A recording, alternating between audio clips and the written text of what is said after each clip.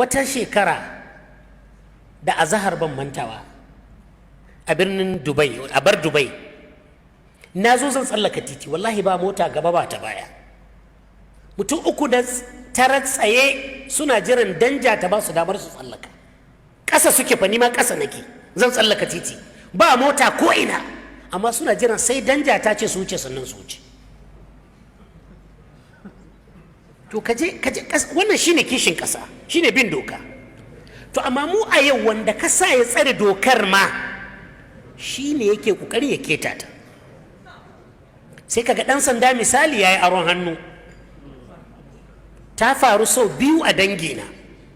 Jami'an tsaro su yi aron hannu su haifar da hatsari, ɗayan an mutu ɗayan an kakkare an lalace. Mai tsare dokar kenan, wanda aka ce ya samar da zaman lafiya shi zai ba da makami a yi barna.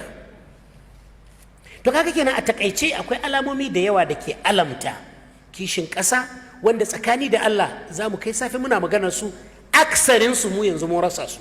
Abinda dai an magana mai kokari mu lalubun menene dalili kuma ina mafita. Mun gode.